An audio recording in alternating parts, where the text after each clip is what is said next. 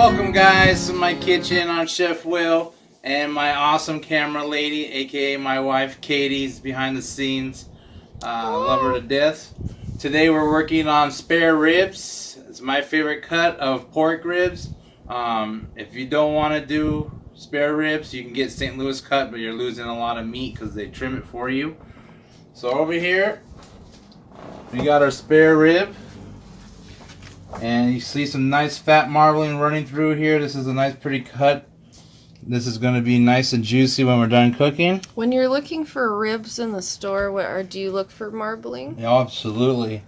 The more fat you see in your product, the juicier it's going to be. It won't dry out on you when you go to grill it for long periods of time. And just extra flavor. So right here, we'll just flip it over. We got our neck bone right here. We're gonna remove this, and also too, you want to remove this little flap of meat. So we're gonna just quickly cut this away, but don't throw it away.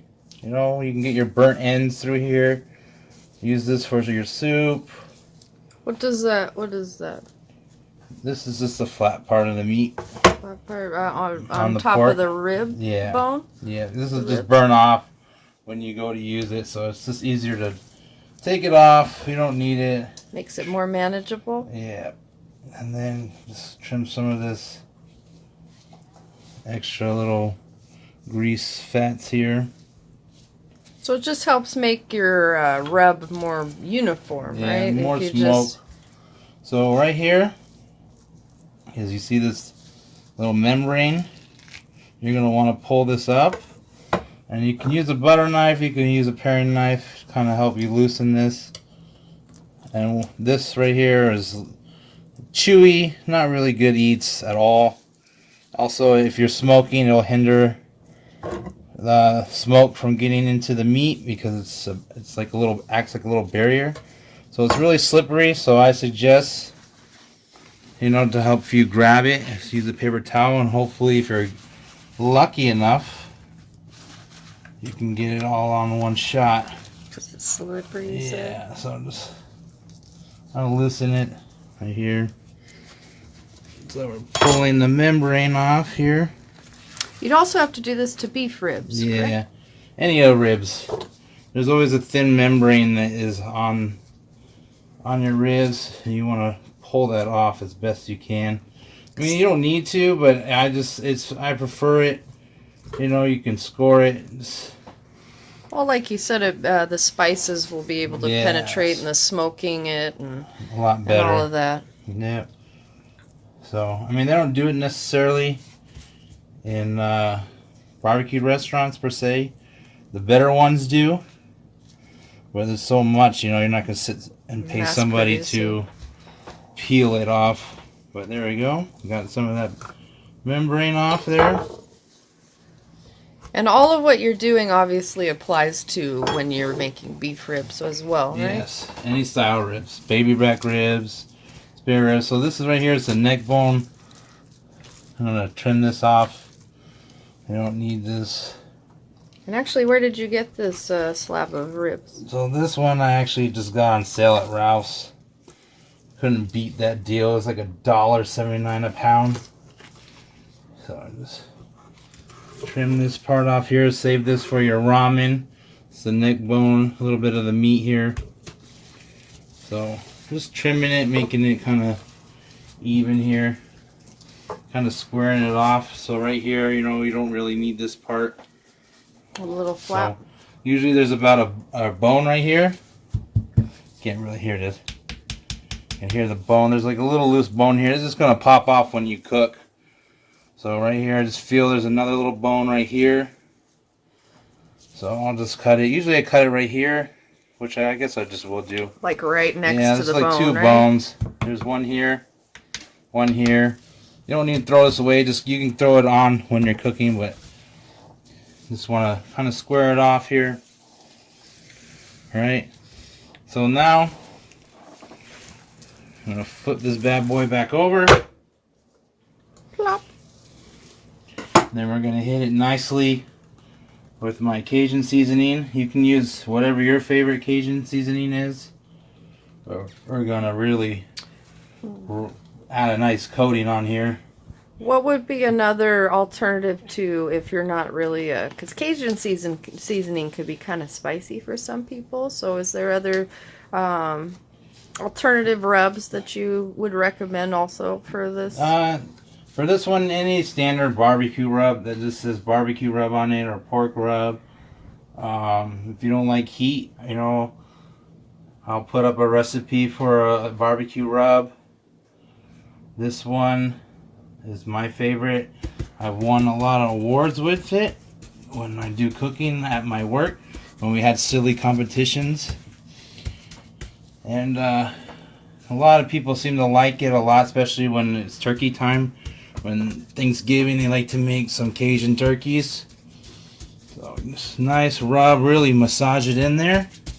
That's a pretty good layer of dry rub too. You can add some oil. I don't really care.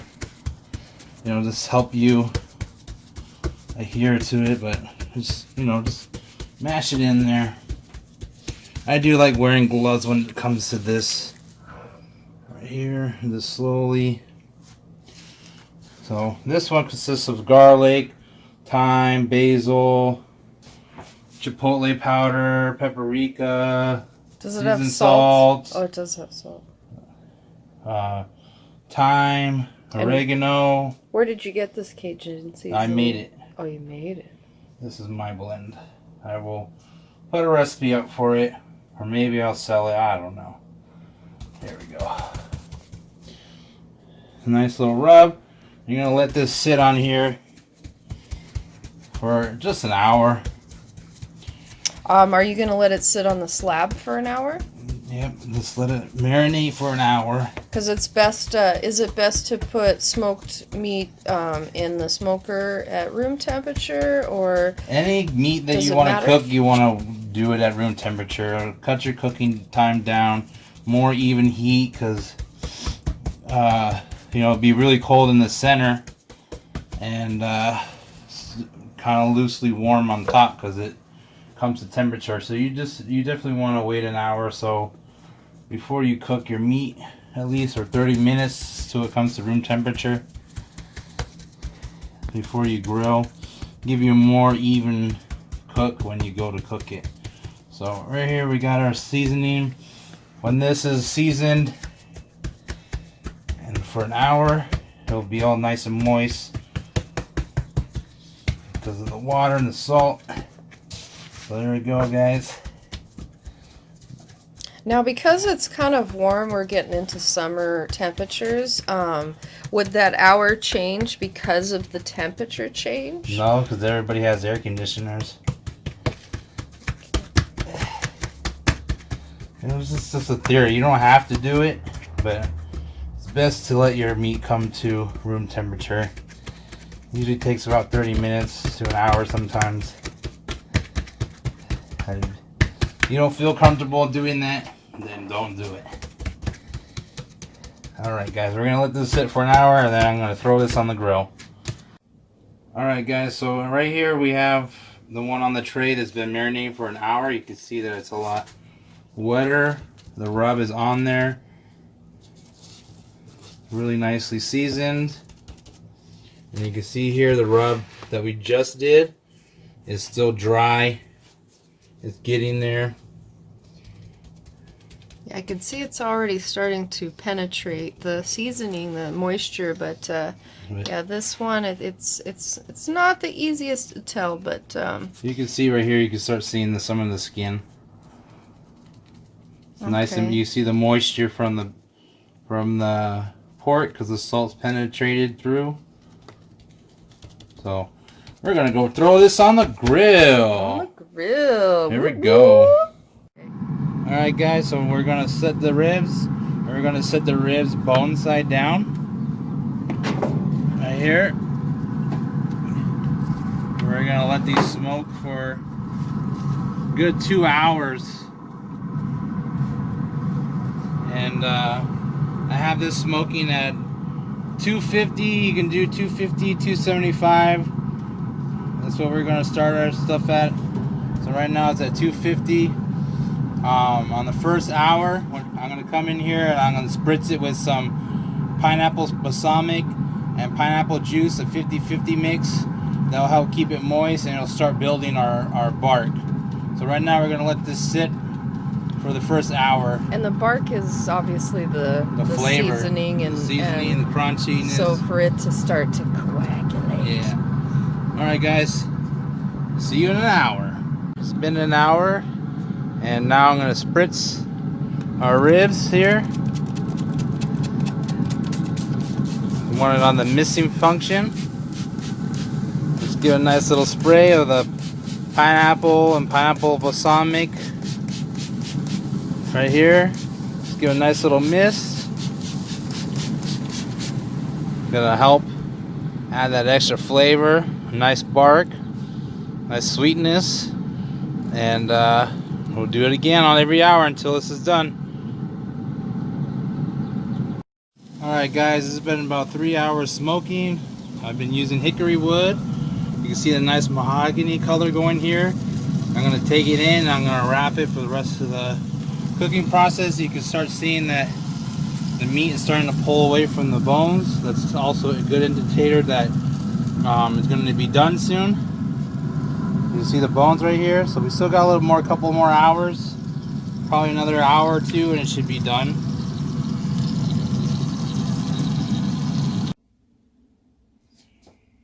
Alright guys, we got our meat off the smoker, and we're going to lay it down meat side on our pineapple and brown sugar that I have here. It's actually a light brown sugar.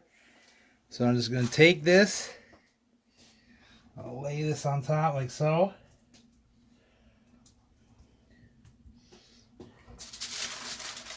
I'm just going to fold up the edges here. Just kind of make a foil boat. Yeah, like so. Just fold it in on it so. There we go, that's better. Kind of fold the edges first. And what is this going to do? This is going to help finish the rest of the cooking, keep it from drying out. So it's going to like caramelize on the...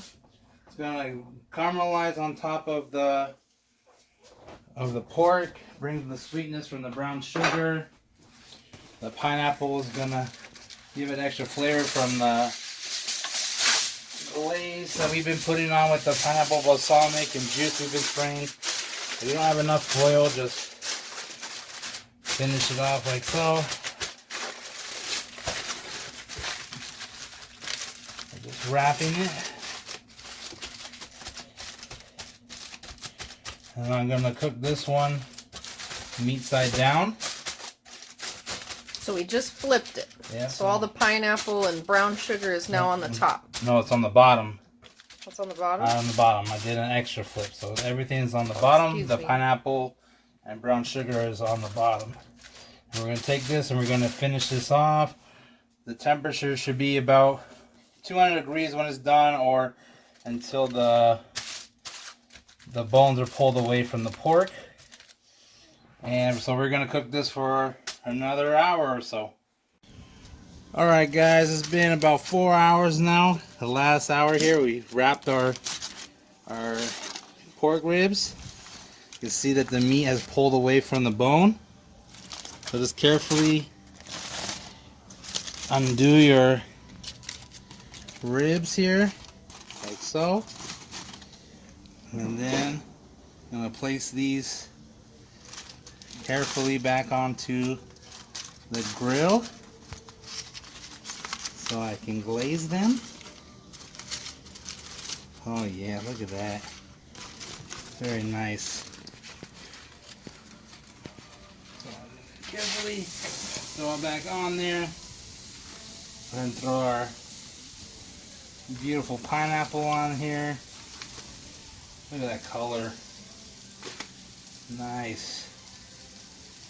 Right? Got these bad boys. Extra little flavor here. Nice little garnish at the end too. And then we're just going to simply baste our barbecue sauce. whatever your favorite barbecue sauce. And then the leftover juice of pineapple from the canned pineapple rings here. Just mix them together.